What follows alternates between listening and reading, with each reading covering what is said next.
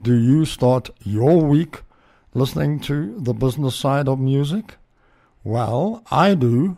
This is George from South Africa, and I tell you what, these guys really know what they are talking about. Success in the music business begins with a dream, a vision. This podcast will give you, the listener, the insight and tools to turn that vision into a reality. Meet the industry professionals who work day by day behind the scenes, helping to make those dreams come true. Welcome to the business side of music. This is Bob Ender, and you're listening to this edition of the business side of music. On this episode, we have, I'm going to call him a friend of mine. I've known him for, probably 13, 14 years. It was interesting how we met. I had an office in the Marathon Motorworks building here in Nashville. He had a studio right below us. And one day, there's this guitar riff just being played over and over and over and over. And I'm like, what in the hell is going on? And I go downstairs and I knock on the door and I meet Bobby Blazier. And it's gone either uphill or downhill from there. I'm not sure. Bobby, thanks for being on the show. Thank you for asking. Hey, so, we have a lot of different guests on the show, a lot of different expertise. Yours, we could go either way with this. You're a drummer and have played with some pretty amazing people that I want to talk about. You're also a record producer, which is how I met you. The business has changed quite a bit. Let's talk a little bit about you first. So where'd you get your start? Oh, my gosh.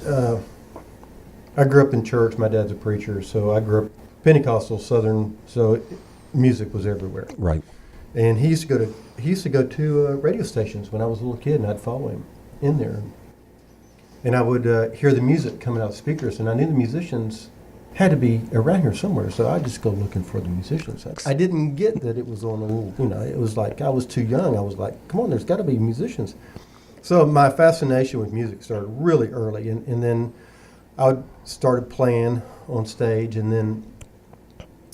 So when you started playing, what were you playing? Playing guitar. Playing guitar. Yeah. And then... Because that's where we all start. Oh, absolutely. And then my parents they knew I was going to be a drummer. They just knew I was at an early age. But I took guitar lessons and I took piano lessons. I did all. And then they finally went and got me my drum set when I was 12 years old. And it was a duck to water. I mean, it was like, okay, this is... And they knew they were in trouble at that point. You had that natural ability to I did. kick, snare, hi-hat. Somebody that had come to my dad's church. They had a big group and had a drum set, and they left it there for like 2 or 3 days. And I snuck in there and started playing it, and they heard me. And they were asking, "Where'd you learn how to do that?" And I said, "I just know how to do it. It just came natural to me to do it." So, and I loved it. It's one of those things too that you probably don't develop like you should because you have this ability just to do it. Like right. I took drum lessons and teachers and stuff, and I could go in and play whatever they wanted me to play, and they're like, well, so it was a little frustrating from that standpoint that that I wanted it to really get into the meat and them. They were like, you can play this, so I played that, and but anyway, so my fascination with it was just really young, and then my dad was working, kind of co-managing a group, a Christian group at that time. They ended up being more country, but he was managing them, and they had a drummer who was a great drummer named Danny Peak, and he was from out west, and he was just an amazing drummer. And I learned so much from him. He was very technical, very emotional, and when he quit, they needed a drummer, and I was kind of thrown into it, so to speak, and it evolved from that. Then I went on to play with them, and we ended up moving to Texas, and I got real involved there with the Texas scene, and it was back in the Stevie Ray Vaughan days, and there was record companies there, and it was amazing. It was amazing to be there. It was 1980. Record companies actually had offices there, and Luke Lewis was there. Oh, wow, yeah. Yeah. Who wound up in Nashville, right? Yeah, who ended up being the president of Polygram. It was back in the Dallas days, and it was a hodgepodge of this really eclectic kind of place to be. It wasn't Nashville, it wasn't California. It was like there was Janie Fricke, and then there would be Stevie Ray Vaughan, and then there would be Christopher Cross came out of there, and Boss Skaggs came out of there, and it was just Axl Rose came out of there. It was just all this blues and country and rock, and it was just amazing what was happening, during that period. So it evolved. We started working with a guy in Nashville named James Stroud, who became a friend. Eventually, he said, "You need to be here." There was the guys that we were using on the records during that time kept saying, "You need to come. You need to be here." And so after I left the group in '87, I moved here. Hindsight's always 20/20. I wish I'd have done it when I was 20. Yeah, it's such an amazing. It wasn't never to me making music has never. I mean, you always want to make a living and make money at what you're doing. But I never came here to get rich or anything. I wanted to come here and be around musicians and be around songwriters and be around engineers and great studios and breathe that and absorb that. And it was all fascinating. I remember when I first moved here, a friend of mine, Brent Rowan, is a really great guitar player, session player, and he was kind enough to take me on sessions. And it was just to be sitting in the room with David Hungate and Larry London and all these amazing musicians. I was in heaven. I thought, oh my gosh, I'm the luckiest guy in the world, for getting to observe this and see this. And it was back when you put 9 guys in a room and they'd make music together, and it was to watch that chemistry and to watch, Reggie Young and Brent and all these guys just take a song and craft it. One of the sessions was a Dolly Parton session, and she was there, and to watch the interaction between the artist, songwriter, and the musicians and how they molded that was, I was in awe. I never got tired of it. I would stay as long as they would allow me to be in the room. I mean, and to me, that's where I learned and watched and observed these guys. And you can go to school, you can take all the courses you want, either online or in the classroom, but spending that time in the studio, just perfecting those chops, I mean, that's what it comes down to. It did, and of course, I didn't go to school for it back, when I was. Well, there weren't schools around there, yeah. No schools. Yeah. So Belmont College was maybe the only one that was even remotely starting to do stuff with songwriters and artists and stuff. But I came from Texas back here to Tennessee, and I remember North Texas. They were strictly just a jazz music school. Now they've evolved to teaching songwriting and the number system and all this other stuff that they've evolved into, which I think in today's society, in today's music, you have to have all of it. You've got to be so well rounded. But when I came here, the way to learn was to watch and observe and be part of it. And I had I was in Dallas working there, and there was really good studios there.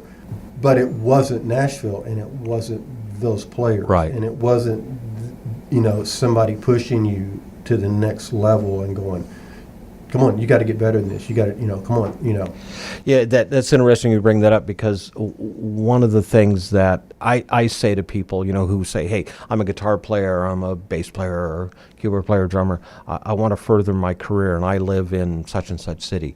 And I tell them, look, move to Nashville or move to LA or move to New York. Surround yourself with people, especially those who have the chops, because there's nothing so amazing yet so humbling as to work with these cats in the studio. I know when I started getting in the field of producing, I had some great opportunities. Like I sit in the same room with Chuck Howard, to just I'd watch him as he'd go through a session of testing 10 or 12 different vocal mics for one singer, yeah. and you start to learn, it trains your ear, but you can't capture that, living in wherever. You've got to be surrounded. And so I say this to a lot of people, that Nashville, especially the talent pool of artistry here is so deep that it really forces you, it regulates you, and forces you to improve your chops. It does. It's the old saying, iron sharpens iron, and it is really, really true. And if you're here and you want to be a great songwriter, then hang out with great songwriters. Yeah. Yes, it's intimidating, but the only way you're going to learn is just to be around it. But you know what? Those same songwriters, that's how they started out. Most well, it of is. them. And most, and that's the other massive thing that I love about Nashville, and I'm going to, as much as I hate how big it's getting now and the traffic and all that, the number one thing that makes Nashville great and makes the music industry great in this town is its people. They are humble, they're kind, they're great at their craft, they are willing to share it with anybody, anywhere. What you've just done is increase the population of musicians coming to town. I know. I tell a quick story. This girl that I'm working with, violin player, we went into a place to have breakfast. And I knew this place where we had breakfast, I go in quite often, and Vince Gill's always there. And I didn't even say anything to her. I knew that he was in Louisville the night before with the Eagles, and I didn't even think that he would even possibly be there because it was relatively early. Right. And so we walk in, and she's behind me, and I hear my name called, and sure enough, I look up, and it's Vince. And I hear her over my shoulder go, "Oh my God, it's Vince Gill." We walk over to him, and he hugs me and pushes me all the way because Susan's a beautiful woman, and he hugs her. He was with another friend there, Joe, that I knew, so we were talking, and Vince sat and talked to Susan for like 15 minutes. Had just met her. Just met her. And we walked away, and she said, "I cannot believe he spent 15 minutes with me just asking me about me, wanting to know." And I said, that's the sign of a mature musician and he really cares. And I said, in a year from now, if you run into him again, he's going to remember you, trust me. I said, that's the kind of people that are in this town, like the Dolly Partons, like the Alison Krauses. They're genuinely kind people, and they're very humble people with their time and their gifts. And it's just, that's the thing that I love about being here. It's always been that way to me. It's always been that way, This is Bob Bender, and you're listening to The Business Side of Music. You're listening to The Business Side of Music. Hi, Julie Rust here with another Audible Insight. Okay, you might think this is crazy, but I have a friend who sometimes fixes things just by turning them on and off. He told me that everything is energy, which I already believe, and energy has a memory, a pattern that it gives off when it's working perfectly. You just have to remind the machine, energy, of its original purpose. Remind it of when it worked perfectly. I tried it with my washing machine that was acting weird. The cycles weren't running properly. I put my hand on it for 10 to 15 seconds and said, "Thank you, thank you, thank you for running so well and making my life so much easier." It was my interpretation of, reminding it of its perfect purpose. Well, it took a couple of weeks, but it runs fine now. And that was over a year ago. Pretty cool, huh? My van was also leaking oil. I told it, "Thank you for being a perfect van every time I started it up." Guess what? It doesn't leak oil anymore. Think you can give it a try?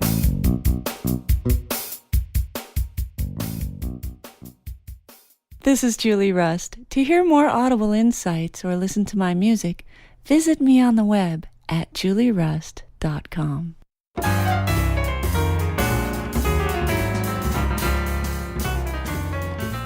Fame Music Radio, serving up a potpourri of independent music to every nook and cranny throughout the internet universe. From Roku TV to TuneIn, the world is listening. FameMusicRadio.com.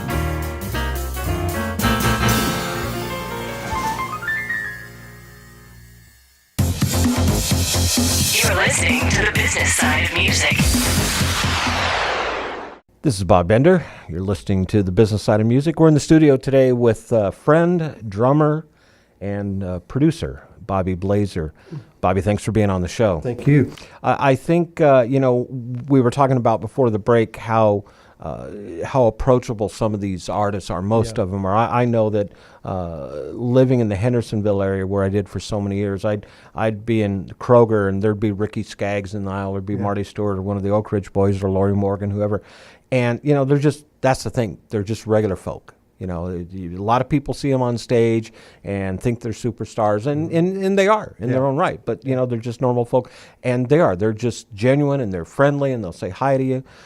You know, I commute back and forth between Los Angeles and Nashville, and it's two different animals entirely. It's way two different animals. And the one thing I don't like about Nashville about Los Angeles is it's so isolating, and you know, you don't have that rapport going on. You know, I walk into the restaurants here in Nashville, and the server will call me sweetie. You know, exactly. You know? and that's or honey. Or honey. Hey, honey. Yeah, I called my wife this morning and I said, hey, I just can't get over the fact that the waitress calls me sweetie when I come in, and that's just how people are here. Well, it is true, and a lot of it has to do with, you know, granted, when all of this started in Nashville back in the 50s, it was a small town, and it was really relatively a small town up until mid-80s, you know, and stuff.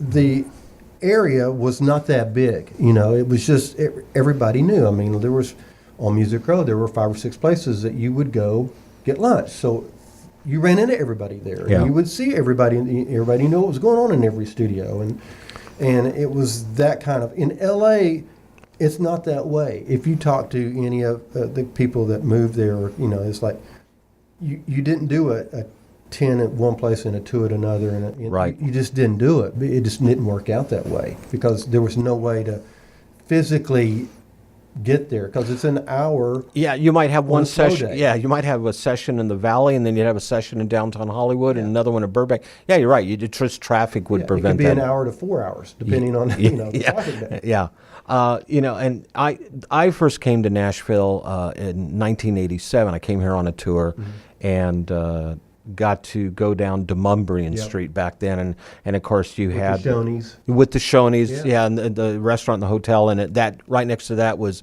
Reba McEntire's museum, and across the road was Hank Williams Jr. and George Jones. Of course, those are all gone, and Music Row for the most part is gone. But you know, like where we're at today in this facility, you know, this is kind of becoming the new music hub. We're right across the street from the Gibson guitar plant, and you know, it's just there's a lot of coming and going in the music business. But the one thing is, music's eternal. People always want it, and so we just, you know, we have to create new ways. We talk about that a lot in the podcast, but you know, we still have to network, and so, you know, I think it's important that we all always socialize and reach out to people and talk to them. I want to talk a little bit about producing.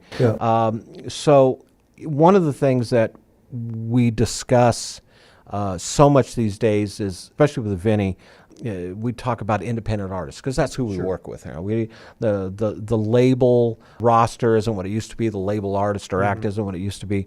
A lot of it's independent artists, and we tell them that, you know, you don't necessarily need that record deal. We really preach that a lot to be successful. You, as a record producer who have worked with some amazing people, you and I really connected with Michael Martin Murphey, because I worked with Murph for a while, and you were producing and playing drums for him. And I remember Murph had his own record label, West Records, which you know, I had the opportunity to work at for a while. That really opened my eyes a lot to, you know, if back then, when you're still trying to sell CDs, as long as you have some distribution in place, and you can create some radio, you could have a record label. Well, now, you know, if you're an artist that's on Spotify or Pandora or YouTube and have a good Facebook following, you've really kind of in your own dynamic created your own record label. How does that work for the record producer day? Because now what's happened is the artist has kind of become their own one-stop shop. They can write their music or work with fellow songwriters. How do you explain to them that they still need a record producer? It's an interesting time because going back to the original thought here is, I don't know anybody. I mean, I can't name any of my friends that have gotten a record deal lately on a major label. So everything is kind of leaning toward indie, maybe distribution through a major or that kind of thing. And it's kind of a great thing because if you want to have if you're a true artist, when I say true artist, I mean like you write, you play, you've got a vision for where, you know, I call it the Bruce Springsteen syndrome. He knew exactly who he was, what he wanted to do, and where he was going. Now, he may not have known how to exactly get there Right. on his own, but he knew, and he kept that image of himself. And I love that about people. James Taylor did the same thing. Most great artists have that vision of themselves, and they hang on to it. They're not a star. They don't want to be a star. They want to be an artist. They're going to write and play until you can create your own thing. You have outlets now to get your CDs out and get your music out and to travel and it's whatever. It's kind of you're really your own self-made person at this point, because you are creating your own world, your own record company, your own vision. Now, sometimes I do know that majors do come to you after a while and want to work with you because you have done so well. That's happened to a couple artists that I've worked with. We did it independently. It took off, and next thing you know, they come knocking, and that's a good thing. But also, what's a great thing is you don't have to sell. If you're an independent artist and you do a small record on a small budget, you don't have to sell 100,000 records or 1,000,000 records anymore. You sell Right. 5,000 or 10,000 records, you're making money. You're making money, and then that in turn helps get you out on the road. Exactly. And which it kind of becomes a snowball effect. You're out on the road and you're performing and you're selling product. It's just Yeah. increasing. We talk about Bruce Springsteen. I know that Jimmy Iovine, Yeah, Jimmy, with his record, like with Interscope. Interscope. He went into the studio with Springsteen, I think, on the first album, and just kind of let him flow and experiment a little bit, because Jimmy knew what he needed to pull out of Bruce, but he needed to Bruce to showcase it. Yeah. So and I think that's a lot when you're in the studio producing. You're really kind of I don't know if the mentor is the right word, but you're there to really kind of coach. You're the coach. Yeah. You're the cheerleading section for that musician in studio, especially for someone who has not been in the studio before. I call the producer the daddy of the whole project because it is his guidance, his knowledge, his wisdom. But at the end of the day, the kid is going to make his own decision up on what he wants it to be and what I want to grow up to be. Yeah. And I always tell all the artists I work with, I said, this is not my record. This is your record. My deal is to make it the best record for you that it can possibly be. How can I do that? How can I surround you with, if you don't write songs, musicians, studios, give you the best opportunity to bring what you have. But this is not my record. So you have as much input as me. Now I'm going to guide you in ways and push you in ways. But at the end of the day, you have to be happy with it, because this is your life. You just brought up something so vitally important. I worked in the studio some years ago with an artist who didn't write, so we had to go out and find songs. I think we found 60, 70 songs to narrow it down to 10. And then, I asked this artist, what are you looking for? What style? In this kind of a traditional country. So sorry, so we'll make sure I have a pedal steel player, and we'll have a fiddle player, and, great background vocalist. We spent weeks in the studio, an amazing voice, projects, and that artist is sitting in the studio every day. Everything that we're doing, every move that we make, this artist is involved in, just like what you talked about. At the end of the day, the album's done, and it's out there, and it gets some radio play, and it does okay. 6 months later, a year later, this artist is asked by another country artist, did you like your album? Well, not really. Well, as a producer, when you hear that, you go, that's something that should have been determined in the studio, because once it's out there, it's out there. You can't retrieve it back. Yeah. So that's, the producer can only pull so much from the artist. The artist is ultimately responsible for what goes on that. Yeah. Yeah. I just worked with this pop kid from Florida, and the same thing. He's 22, 23 years old. Amazingly talented kid. Crazy talent. Plays everything ridiculously well. And wrote all these songs, and we got into the project, and it morphed into him really taking the ball and running with it. And because he was in Florida and I was here, it just kind of lended itself more to him doing stuff down there. And he called me one day. So were you doing this long distance? We came up here and worked at Jonathan Cain's studio. Okay. And then we tracked a couple other days, but he wanted to work on some of it down there. I said, totally fine. So he kept working on it and kept working on it and kept working on it. And finally, after a while, I was like, you need to take this and do it yourself. I said, you're the artist. You've got the vision. Right. You can do this. And he's like, no, I can't. He goes, I really need you. I goes, no, you don't. I said, call me. I'll give you advice, but you take this. Because there's, every once in a while you have somebody like that. That you is do. just uber talented, like off the charts. And wants to micro-produce so much. Wants to micro-produce it so much anyway, go ahead and do it. Yeah. Go ahead and do it. And I can help you. I mean, I'm more than willing to help you. At that point, you become more of a cheerleader than you do that daddy. You become the executive producer. Right. You know, at that point, Yeah. you become the executive, and you just kind of like make sure everything's still going, everything's moving along, and you know, it's so that way. But there's a million ways you could go about making a record anymore. I mean, back when we grew up, there was one way. You went into a studio with a tape machine of musicians. And 4 tracks or 8 tracks or 16. 16. I'm dating myself, but when me I too. started, it was 4 tracks. Yeah, You know? I think the first studio I ever went into when I was really, really young was, I think it was 8 tracks. Yeah. I think that's all we had. And all the walls were carpeted. And We had eggshell cartons on the one I went into. This is Bob Bender, and you're listening to The Business Side of Music. You're listening to the business side of music.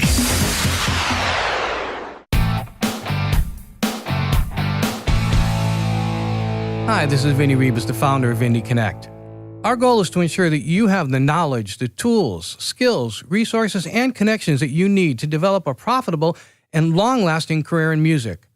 One way we do this is through these Business Side of Music podcasts. I'd also like to invite you to check out Indie Connect magazine, our free multimedia online publication packed with practical interviews and advice from music industry experts. Go to www.indieconnectmag. That's www.indieconnectmag.com.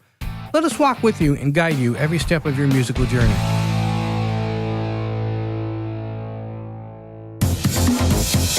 You're listening to the business side of music. Next up, the Indie Artist Spotlight, brought to you by Reverb Nation. Hi, this is Spencer. And Sequoia. And we are Spencer and Sequoia. We are 2 singer-songwriters that collaborate and harmonize to achieve a chill, jazzy pop sound that you can hear on our latest single, Best Thing, available on Reverb Nation. The stars are looking like the moon sprinkled through the sky, and the sky itself, it looks pretty fine, and the clouds are full, even though it's still night time.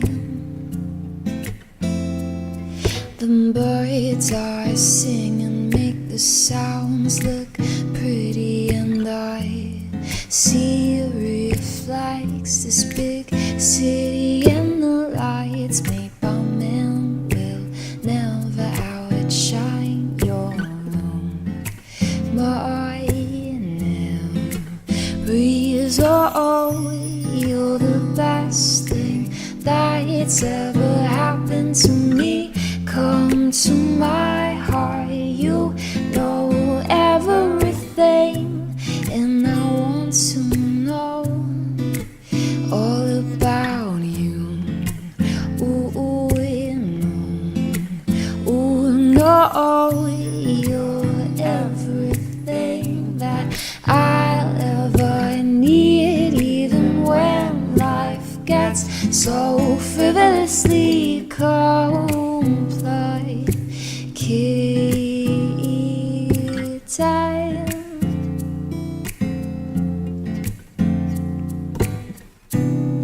They say they'll never see the wind, but leaves dance. Oh, they spin with that wind.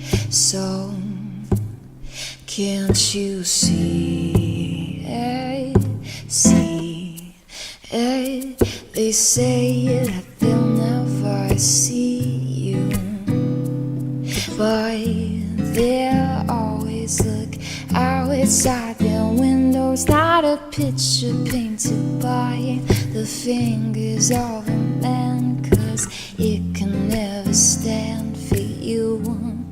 Oh, you know you're the best thing that's ever happened to me. Come to my heart, you know everything, and I want to know all about you. Oh, no. Oh, no, you're everything that I'll ever need, even when life gets so frivolously complicated. And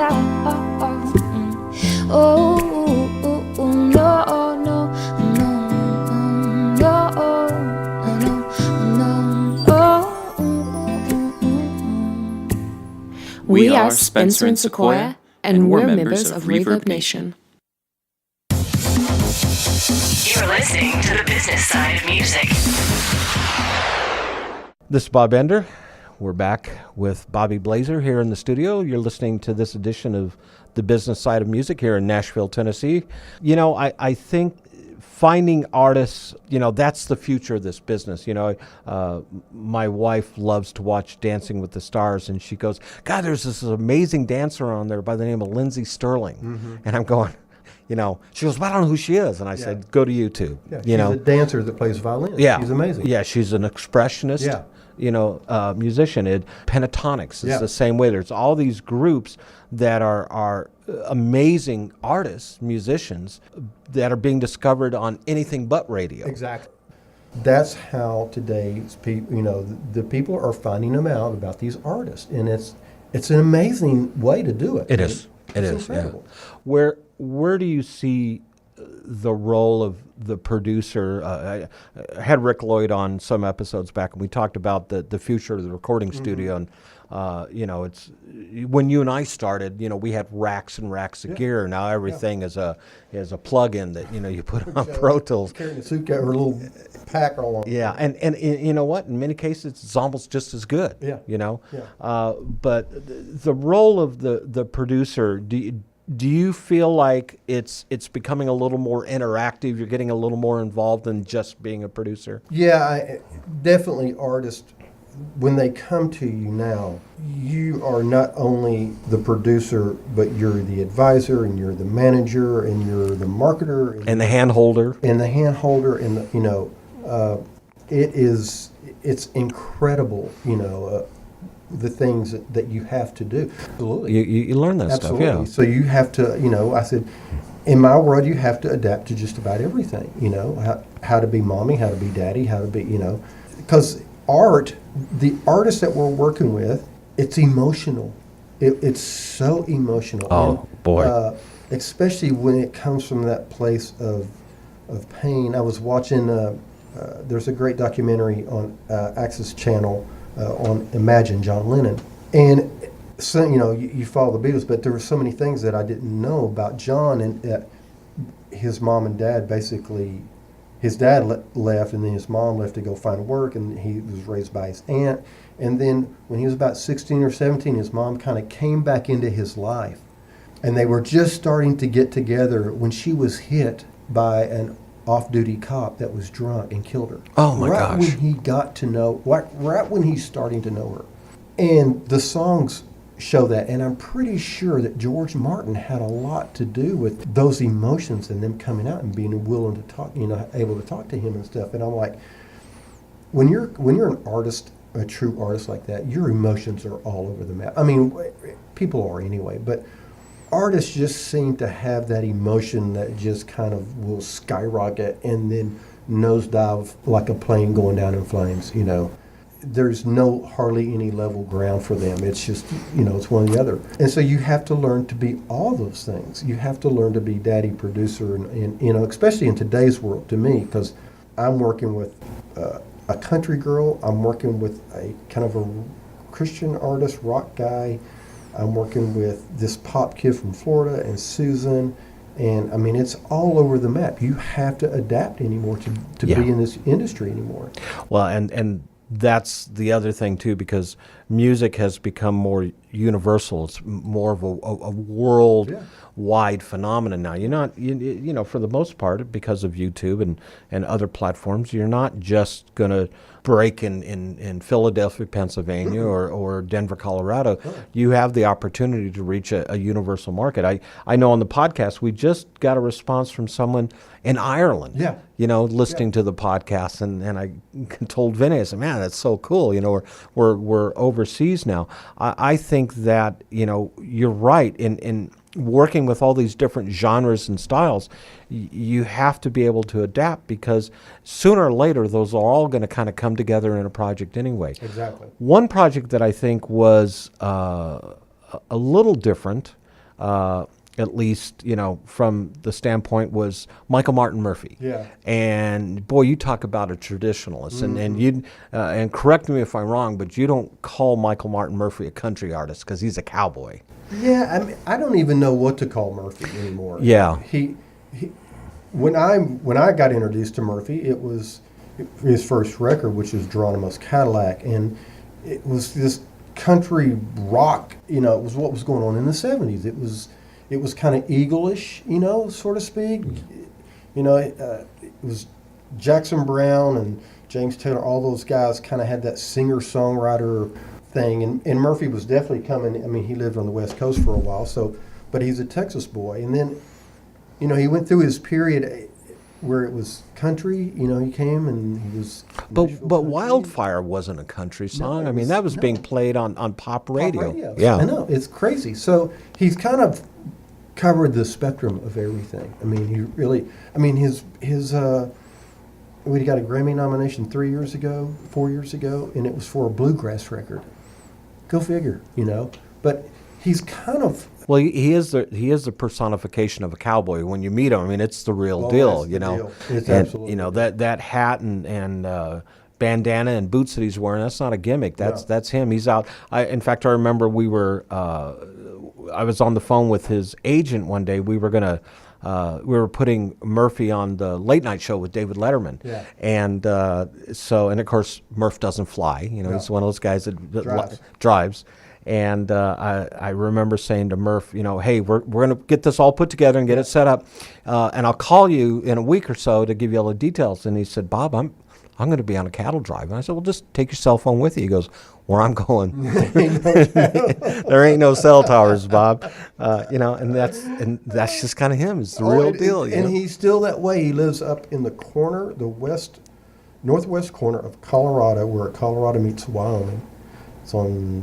He lives up there on some property that some guy. It's like 70,000 acres. Yeah. I think it's like 10,000 feet year round. He lives up there, and it's cold all the time. And he loves it. He loves it. Yeah. He's crazy about it. Yeah. If it gets below 60 to me, I'm miserable, you know. But for him, he loves it. Now, you're still playing with him? I play on the records. You know, I'll go out every once in a while and do a show with him. But, you know, I get to see him. I may get to see him on this Christmas tour that he's got now. He wants me to come out and play one show with him, so I may do that. Right. And he does that every year. He does a Christmas tour. This was the 21st year of the Christmas tour, I think, something like that. So he's done it for quite a while now, which was, you know, really helped by Warner Western. You know, that whole thing kicked off. Yeah. When Jim Ed started that really helped kick off this Christmas tour thing. So, what's next for Bobby Blazier? There's a couple of Irish artists that I'm really, or English artists that I'm really excited about. That I'm hoping that we get in the studio really soon. And there's two twins over there named Ward Thomas that we produced, that Chris Rodriguez and I produced, and they ended up getting signed to Sony, and they're doing amazingly well over there. And there's two other twins that have contacted me, which is so bizarre that I'm twins from England. Go figure. I didn't know there were two sets of twins in England, but in all of England. Somehow I'm sure we're going to hear from the twin audience in the United Kingdom on that one. Sorry, no disrespect. But they want to come over and cut some stuff. And so I have this connection with English artists that of course, I could move over there. I love it over there. Yeah. I love the people that I have so many English friends that live in Nashville, you know, so it's great. But Well, don't do that because we want you here. No, but it's Murphy. We're fixing to do a new Murphy record, and I think it's hopefully it will be. We haven't really got to spend a lot of time on Murphy records like we need to for him. This one, I think we're going to get to spend a lot of time on and do a really proper record with him and really nitpick the songs and really do a really great job for him. You're going to record that here in Nashville? Oh, absolutely. Yeah. Absolutely. I'm not stuck here, but I'm happily stuck here. Yeah. I love it here. Where are you doing your recording these days? I have a small studio at the house that actually my engineer, Jeremy Hunter. Right. Who you've been with for years. For years. And Jeremy has kind of, he does his thing. He's mixed Taylor Swift, and my gosh, he's done everybody lately. It's crazy. So he kind of keeps his thing going there. Yeah. Jill Scott, and I mean, it's just bombarding of who he's worked with. But mainly when I track and I go do vocals and stuff, I go to the tracking room. I'll go there and work it. I love the place. I love the mics. Kenny Chesney's company owns it now, Morrison Sound. They own it now. I'll either work there or I'll work at Sound Emporium. And that's my, If you're interested in learning more about our show, oh my God. drop us a line at it's crazy. musicpodcast@mail.com. Blackbird. That's musicpodcast@mail.com. He built a studio. If you have any suggestions of persons or topics that involve the music industry you'd like to hear about on our podcast, I went in there just to see it. Please feel free to let us know. Oh my Lord! You can follow us on Facebook on the Business Side of Music this is in podcast Nashville. page. I mean, it's like you can also find us on Twitter on at steroids, Music Business Podcast. And nobody knows it's there. Yeah. And Also, even if you're listening to this podcast through iTunes, post a review on what you think of our show. It's just This is Bob Bender. It's one of those private studios studios off the of the radar business that you side just love. of I know music. a few years ago I had the opportunity to work in Korn's studio Yeah. out Oh in my Bakersfield. It's the old Buck Owens studio. Yeah. But Korn redone, to the nth degree. Yeah. Just like they poured like 2,000 pounds of sand in the control room floor, just because Jonathan wanted it, that dead. Yeah. What these guys did was great, and to be able to work in there and have kind of that. That was a really kind of a contradiction of terms, because you're looking in the tracking room and you're going, that's where Buck Owens recorded. and then you're in the control room and you're going, this is where Jonathan Davis records. Exactly. But wait a minute, what's wrong with this? Yeah, one? but it's cool. It balances itself out. But yeah, those private studios, if you can find them, It are does. great. They have the House of Blues studios here now, which is incredible. It's lovely. Gary Bales came in, who owns the House of Blues with Dan Aykroyd, and so he's made an investment back here again, and the rooms are amazing. Each one of them is so different, and it represents somewhere different. Like I think D, or the one across the street, looks like a Memphis studio that they've literally moved the whole building to Nashville, set it down over there, and kept it. He's very creative. He's very open. Gary's one of those guys that we're lucky that is in Nashville, because he's really an amazing guy to have. He gets the vision of the creative person and making music and how crazy the environments are, and he gets all that. And those are the kind of people that we need to have that kind of vision in this town. The open studios like that. And I think that's something that Nashville will always be good at having. Is just those great studios. Yeah, absolutely. I mean, we still have Ocean Way, which is amazing. That it's one of the few studios on music. Yeah, that Mike Herb took over and really kind of revitalized. Yeah. John McBride, Martina made an amazing investment in Berry Hill with Blackbird, and there's 5 or 6 rooms over there at least. Yeah.